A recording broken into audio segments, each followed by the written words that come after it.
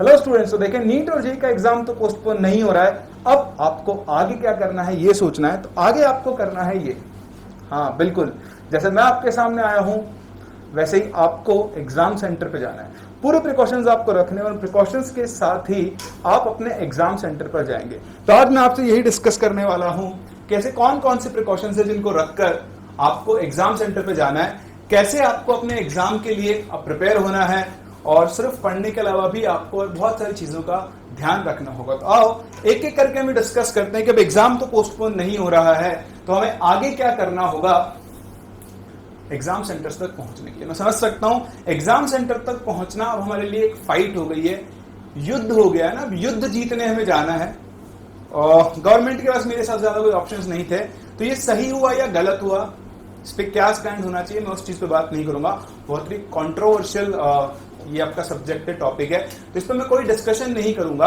But हाँ, हम लोग अब ये देखने वाले हैं कि जो हो गया है वो तो हो गया है, अब तो हमारे हाथ में वो है ही नहीं। तो हमें अब क्या करना होगा, एग्जाम वाले दिन तक हमें क्या करना चाहिए और कैसे हम लोग एग्जाम सेंटर पहुंचेंगे, वहां पहुंचने के रास्ते में हमें किन किन चीजों का ध्यान रखना चाहिए, किन प्रिकॉशंस का हमें ध्यान रखना चाहिए, वो हम लोग आज डिस्कस करने वाले हैं। तो ये शुरू करते हैं, कैसे आप अपना ध्यान रखने वाले, keep extra care of your self. हाँ, अब आने वाले अगले 10 दिन, अगर आप जेईई का एग्जाम दे रहे हैं और 10 दिन और ऐड कर दो अगर आप नीट का एग्जाम दे रहे हैं, तो आने वाले 10 से 20 दिनों के लिए आपको अपना स्पेशल ध्यान रखना होगा।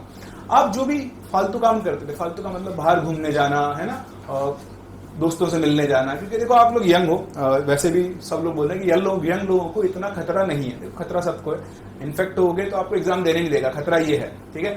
रिकवर आप कर जाओगे, अच्छी सी बात है, बिल्कुल सही बात है, हम रिकवर कर सकते हैं। हम लोग यंग है, हमारे पास कोई अंडरलाइन डिजीज नहीं है, तो हम रिकवर कर सकते हैं। तो उस चीज का हम बेनिफिट उठाएं, जिस चीज के लिए हम 2 साल से तैयारी कर रहे हैं उसको अटेन करने में, है ना, उस टारगेट को अटेन करने में इस चीज का फायदा उठाएं। तो देखो अब ट्रैवलिंग हमें करनी है, हम उसे अवॉइड नहीं कर सकते। तो ट्रैवलिंग करने से पहले आपको, और एग्जाम, क्योंकि अब आपको एक अलग एनवायरनमेंट में एग्जाम देना है, तो उससे पहले आपको अपने आप को क्या रखना होगा, तैयार रखना होगा। तो कैसे आप ये तैयारी करने वाले हो उसको हम डिस्कस करने वाले हैं। तो सबसे पहली चीज, आप स्वस्थ हो तो आप मस्त हो, मतलब आप अपने सारे काम कर सकते हो, आप एग्जाम जाने जा भी सकते हो। आप एनटीए गाइडलाइन देखना, कुछ मैंने समराइज भी की, उनसे भी आपको आइडिया लगेगा। तो सबसे पहला काम, start working on improving your immunity. भाई हम हिंदुस्तानी, हम लोग काढ़े पे बहुत विश्वास करते हैं, बहुत अच्छा है काढ़ा, बहुत अच्छे फ्रूटफुल रिजल्ट्स भी दे रहा है। कुछ लोग सिर्फ काढ़ा पी के ही ठीक हो रहे हैं। तो आपने डेली शेड्यूल के अंदर दिन में 2 बार के आसपास काढ़ा पिए। आज ही मैं एक टाइटल न्यूज पे पढ़ रहा था आर्टिकल कि काढ़े में आप कोई भी अमाउंट ना लें, तो एक जो स्पेसिफिक अमाउंट होता है वही लें, तभी काढ़ा आपको सबसे ज्यादा फायदा करेगा। तो वो आप सर्च करोगे नेट पे, आपको मिल जाएगा, आयुर्वेद की किसी भी वेबसाइट पे मिल जाएगा, आप देखोगे तो आपको अमाउंट मिल जाएगा। वैसे व्हाट्सएप पे बहुत सर्कुलेट होता है। विटामिन सी, विटामिन डी, इनकी टैबलेट्स को आप रेगुलरली यूज करना शुरू कर दें। अगले 10 दिन तक भी आप यूज करते हैं तो आपकी इम्यूनिटी में बहुत अच्छा इंपैक्ट आने वाला है। साथ ही साथ मल्टीविटामिन आप जरूर यूज करें, ताकि जब आप एग्जाम देने जाएं, जब आप ट्रैवल करें, तो आप इन्फेक्शन से क्या रहें, बचे रहें ना। अंदर से इम्यूनिटी होना बहुत जरूरी होता है। तो इन छोटी छोटी चीजों का सबसे पहले ध्यान रखने, अपनी इम्यूनिटी को आप कैसे बूस्ट कर सकते हो, उन फैक्टर्स पे आप जरूर काम करें। सेकंड जो आपको ध्यान देना है, जो आपसे कह रहा था, फालतू बाहर ना जाएं। आप एग्जाम से पहले ही अपने आप को 10 दिन के लिए आइसोलेट कर लें। क्यों? क्योंकि अभी आप आगे पढ़ने वाले एंटी गाइडलाइंस, वहां पर साफ साफ लिखा हुआ है गाइडलाइंस के अंदर कि अगर आपके अंदर थोड़े से बहुत भी सिम्टम्स है तो आपको एग्जाम देने नहीं देगा। तो आपकी सारी मेहनत वहां पर क्या हो जाएगी, बर्बाद हो जाएगी, और आप एग्जाम नहीं दे पाएंगे। इसलिए सतर्क रहें, सावधान रहें, स्टूडेंट्स विल फाइट बैक, है ना। उसके बाद देखें, ज्यादा ना सोचें क्या होगा क्या नहीं होगा, अब ये आपके हाथ में नहीं है। अब तो आपके पेपर में आप क्या लिखने वाले हो उसके हाथ में। तो बहुत ज्यादा ना सोचें मैं कैसे पहुंचूंगा कैसे नहीं पहुंचूंगा, अपने आप पहुंच जाओगे। आपको सिर्फ अपना ध्यान रखना है, आप अपने आप एग्जाम सेंटर पहुंचने वाले हो एग्जाम देने के। तो आपको लोड नहीं लेना है, बहुत ज्यादा नहीं सोचना है, ओवर थिंकिंग बिल्कुल ना करें, ना एग्जाम को लेकर ना वहां पहुंचने को लेकर। बहुत टाइम मिल गया है, एग्जाम 2 बार पोस्टपोन हो गया है, आपने बहुत अच्छे से पढ़ाई कर ली है, अपने ऊपर भरोसा रखें, आप आराम से चीजें करके आ सकते हैं। Stay isolated and keep yourself motivated, ये बहुत जरूरी है। मैं आपसे क्या कह रहा हूं, फालतू बाहर ना घूमे। अगर आपने गलती से सिम्टम कैच कर लिया तो आपकी ये साल गई। देखो गवर्नमेंट ने एग्जाम पोस्टपोन इसीलिए नहीं किया, ऑल्दो करना चाहिए था, बहुत सारे कॉम्प्लिकेशंस हैं, मैं कमेंट भी नहीं कर सकता, मैं बता भी नहीं सकता, मुझे पता है बहुत प्रॉब्लम्स है बहुत सारे लोगों के साथ, बट गवर्नमेंट ने ये पोस्टपोन सिर्फ इसलिए नहीं किया कि 1 साल बर्बाद हो जाएगा स्टूडेंट्स को। तो उस चीज को अवॉइड करने के लिए इस एग्जाम को पोस्टपोन नहीं किया गया। तो आप भी इस चीज की अहमियत को समझें, ये बहुत इंपॉर्टेंट है, ये बहुत इंपॉर्टेंट है, ये बदल चुका है अब आपके लिए। देखो, मास्क एकदम से एक दिन जाके 4 घंटे मास्क लगाना आपके लिए पॉसिबल नहीं होगा। 4 घंटे पे काउंट कर रहा हूं क्योंकि आप एग्जाम सेंटर पे पहुंचोगे वो टाइम भी और वहां से निकलोगे वो टाइम भी, और फिर आप जब एग्जाम सेंटर में बैठे हो तो वहां पर अपना मास्क उतार के बैठ सकते हो या नहीं, ये वहां की सिचुएशन पे और कंडीशन पे डिपेंड करेगा। सो आपको अपने आप को प्रिपेयर करना होगा रोजाना। ऐसा नहीं कि आज से आप 9 से आज गए और आप 9 से 1 मास्क लगा के बैठ जाओगे। कई लोगों को बहुत अलग अलग प्रॉब्लम्स होती है, तो आपको सीखना पड़ेगा। तो आप रोजाना पहले शुरुआत करें 1 घंटे से, आधे घंटे से। जैसा पढ़ने बैठ रहे हो तो आप घर पे भी आप मास्क लगा के बैठो। आपको मजाक लगेगा लेकिन ये बहुत इंपॉर्टेंट है। आपको अपने आप को हैबिचुअल बनाना पड़ेगा। 7 दिन लगातार आप 1-1 घंटा 2-2 घंटा मास्क लगाओगे, तब जाके आप एग्जाम सेंटर में 3 से 4 घंटे मास्क लगाकर बैठ सकते हो। जो लगाते हो उनसे पूछो, इतना आसान नहीं है। तो ये पॉइंट बहुत इंपॉर्टेंट है और इसको आप जरूर ध्यान रखें। आपको अपने आप को इस चीज के लिए तैयार करना ही होगा। ये सारी वो चीजें हैं, इनमें 1-2 पॉइंट्स और आप ऐड कर सकते हो अपनी कन्वीनियंस के हिसाब से, लेकिन ये इंपॉर्टेंट पॉइंट्स है जिनके ऊपर आपको फोकस करना चाहिए। चलिए, इसके बाद चलते हैं कि ये तो हो गए हम घर पे अब कैसे रहने वाले हैं 10 दिन, ठीक है। उसके बाद हम बात करें जब हम ट्रैवल करेंगे तो उस टाइम पर हमें क्या क्या काम करना है, क्या प्रिकॉशंस हमें रखने हैं। देखिए, ट्रैवल प्रिकॉशंस आप सभी जानते हैं। ट्रैवलिंग के टाइम पर आपको मेन जो कॉमन प्रिकॉशंस है वो तो रखने ही रखने हैं। मतलब आपको, जैसे मैंने ग्लव्स पहन रखे, आपने ग्लव्स पहने। ट्रैवलिंग के टाइम पे ग्लव्स जरूर पहनना, क्योंकि आप चीजों को टच करोगे, आओगे जाओगे, है ना, कहीं पर भी बैठोगे तो उसमें क्या होगा, कंटामिनेशन का बहुत, इन्फेक्शन का क्या होता है। तो ये बहुत ही क्रूशियल और इंपॉर्टेंट पॉइंट है, इसे आप जरूर ध्यान रखें, प्रैक्टिस करें, जरूर करें, तभी आप लगातार 3 से 4 घंटे मास्क पहन पाएंगे, ठीक है। उसके बाद देखें, इनके बाद आपको चलना है ट्रैवल प्रिकॉशंस के ऊपर। तो ट्रैवल प्रिकॉशंस आपको कहीं पर मिल जाएगा, गूगल पर सर्च करेंगे क्या क्या ट्रैवल प्रिकॉशंस आपको रखने हैं। कुछ पॉइंट्स मैं भी आपको यहाँ पर बताने वाला हूँ, बट अभी ध्यान रखें, जब आप ट्रैवलिंग कर रहे हैं तो हाथों में ग्लव्स जरूर पहने और कंफर्टेबल शूज पहने। वैसे कवर्ड शूज पहने, स्लीपर्स को अवॉइड करें जब आप ट्रैवल कर रहे हैं। वैसे जब भी आप ट्रैवल करें तो अगर पॉसिबल है, आप अफोर्ड कर सकते हैं तो आप अपना व्हीकल लेकर जाएं। नहीं कर सकते हैं, आपको अगर पब्लिक ट्रांसपोर्ट यूज करना है तो वहां आपको एक्स्ट्रा प्रिकॉशन रखना पड़ेगा। यही वो जगह है जहां से इन्फेक्शन होने के बहुत ज्यादा चांसेस होते हैं। तो आप ट्रैवल अगर कर रहे हैं पब्लिक ट्रांसपोर्ट से, तो एक हैंड सैनिटाइजर स्प्रे वाली बोतल रखें। आप जहां बैठ रहे हैं, लोग आपको देख के हंस सकते हैं, हंसने दो, कोई फर्क नहीं पड़ता। आप अपना काम करो ना, मुझे देख के भी लोग हंसेंगे, जैसे मैं आया था, हंसने दो, but safety is the first priority. तो आप जहां बैठ रहे हैं वहां सैनिटाइज करें, जो रेलिंग्स वगैरह इसको टच करो वहां पहले सैनिटाइज कर लें, ग्लव्स पहन के रखें, ठीक है। एक बार आप ट्रेन में बैठ गए, बस में बैठ गए, उसके बाद बार बार है ना, ये बिल्कुल ना करें, यूं ना करें, यूं ना करें, बिल्कुल ही। मास्क भी आपने लगा रखा है तो उसको बार बार टच ना करें। मैं कर सकता हूँ, अभी घर में हूं, मैं ग्लव्स पहना हुआ है, बट स्टिल समझ पा रहा मेरी बात को, तो बिल्कुल ना करें। मास्क लगाने के बाद भी कुछ लोगों को मैंने देखा है यूं करते रहते हैं, मास्क के ऊपर यूं करते रहते हैं, यूं सोचते, मास्क को दबा के सोचते रहते हैं। अरे ये तो सबसे खतरनाक चीज है। इन्फेक्शन होगा ही तब जब आपने हाथ कहीं और टच किया और आपने मास्क पे मुंह पे लगा लिया। मास्क के थ्रू भी वो चला जाएगा, फिल्टर हो गया, बहुत छोटा साइज दिखता है, ठीक है। तो ऐसा नहीं है, मास्क प्रिकॉशन है, वो शील्ड नहीं है, ध्यान रखना। तो इन चीजों का आप जरूर ध्यान रखें, ट्रैवल प्रिकॉशंस। तो ट्रैवलिंग करते टाइम चेक पॉइंट्स बना लें, एक लिस्ट बना लें, आपको आराम से गूगल करेंगे मिल जाएगी। उन पॉइंट्स पे जरूर ध्यान रखें। एक्स्ट्रा जहां से आप सबसे ज्यादा डर है उस चीज पे आप सबसे ज्यादा ध्यान रखें, ठीक है। उसके अलावा आपको क्या करना है, आपको एक छोटा सा काम करना है। इससे मैंने बोला है एंटी कोरोना किट, ये आपको एंटी कोरोना किट बनानी है, ये आप ध्यान रखें, बहुत जरूरी है। लास्ट डे आप जब जाने लगोगे तो चीजें आप भूल सकते हो, तो कम से कम 5 से 6 दिन पहले एक बैग बनाए, प्लास्टिक के पाउच लाएं 3-4, और उनके अंदर ये कोरोना किट बनाकर रख लें, ठीक है। आप जा रहे हो, आपके साथ अगर फैमिली मेंबर जा रहा है, भाई आपको ट्रैवल करके सेंटर पे जाना है, वो सेंटर मान लो आपके घर से 100 किलोमीटर 200 किलोमीटर दूर हो सकता है, तो अगर आप वहां जा रहे हैं तो एक एंटी कोरोना किट, एक नहीं 3 से 4 कोरोना किट तैयार कर लें। एक स्पेशल अपने लिए, एक जो आपके साथ जा रहा है उनके लिए, तो एटलीस्ट 2 आप रखें। हाँ, इसमें पैसे खर्च होंगे, लेकिन क्या वो आपकी जान से ज्यादा नहीं है ना। तो वैसे भी आप देखो, अगर आप वैसे भी एग्जाम देने जाते हो, वैसे भी आपको उतने पैसे तो खर्च होंगे, थोड़े से और एडिशनल होंगे, मैं समझ सकता हूँ, लेकिन आपसे ज्यादा कीमती नहीं है, ठीक है। चलिए, तो आप मास्क लेंगे। मास्क इंडिया में 3 तरह के मास्क, इंडिया और वर्ल्ड में 3 तरह के मास्क है। ये एक नॉर्मल कपड़े वाला मास्क जिसे हम जनरली यूज करते हैं, ये आपका surgical mask, it's better than this, और ये आपका N95 मास्क जो कि सभी रिकमेंड करते हैं।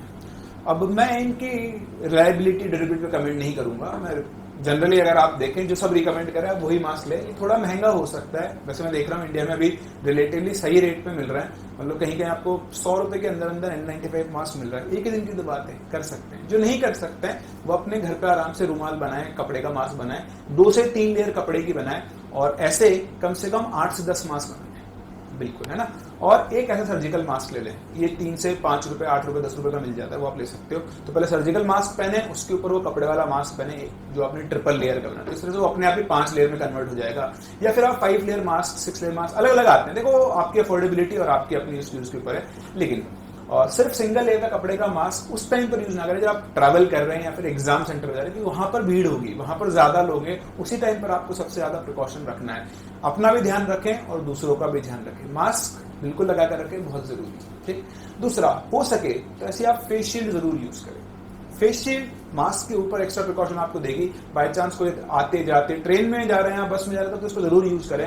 हंसने दो, लोग हंसेंगे, आपको ऑकवर्ड लगेगा, अरे क्या है, मैं कैसा लग रहा हूँ, कोई बात नहीं भाई, कोई फर्क नहीं पड़ता, कोई फर्क नहीं पड़ता। आपका प्रोटेक्शन हो रहा है ना, दैट इज मोर इंपॉर्टेंट। कोई चलते तो छींक गया तो कोई मास्क नहीं रोक सकता। मान लो उसको, वो अगर पॉजिटिव है, इन्फेक्टेड और छींक गया आपके ऊपर, तो लाहौल बिला कुव्वत हो जाएगा, है ना। इसलिए जरूर ध्यान रखें, बहुत इंपॉर्टेंट है। और इस चीज को इशू मत बनाना, मैं ये टर्म बोलता रहता हूँ जनरली, इसलिए।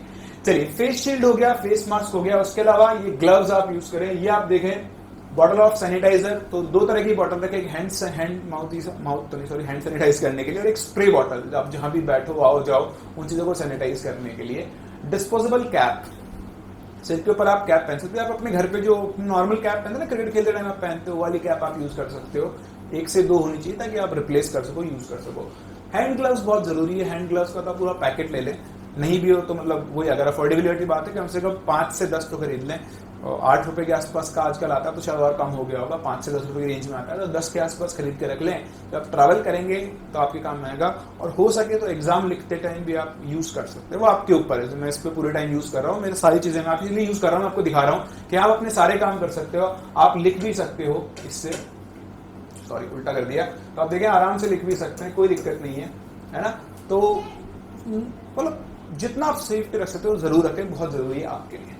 चलिए, इसके अलावा ये मैं बता चुका हूं, don't touch your mouth, nose and eye. Frequently हमें आदत होती है, एक एक्सपेरिमेंट, एक शायद स्टडी आई थी, 1 मिनट में करीबन 20 के आसपास बार एक आदमी, नॉर्मल आदमी, वो टच करता अपने हाथ मुंह नाक को। तो अभी थोड़ा सा उसको अवॉइड करें जब तक आप बाहर हो, है ना। देखो हो गया टच, ये आदत होती है हमारी, तो इस चीज पे आप जरूर ध्यान दें। ये देखें, ये आप भूल जाओगे तो कुछ प्लास्टिक पाउचेस खरीद लें, पन्नियां थैलियां खरीद लें, या फिर उस रीसेलेबल पाउच आते हैं वो खरीद लें। आप बोलोगे सर प्लास्टिक तो बहुत ज़्यादा होती है, हाँ होती है, बट अभी ज़रूरी है ना। ऐसे बहुत आप फॉलो करते हैं, मुझे पता है ना, हम हिंदुस्तानी है, ठीक है। तो प्लास्टिक पाउचेस है। इसके बाद हम ध्यान रखेंगे इस चीज़ का, वाटर बॉटल ना आप घर से ले जा सकते हो, पहले से खरीद रखनी हो खरीद लो। पेंसिल्स और पेन 5 से 6 एक्स्ट्रा डाल देना पाउच के अंदर, पहले से रख लेना, ताकि एग्जाम सेंटर में 1-2 गिर जाए, हो जाए तो आपको लोड नहीं लेना पड़े।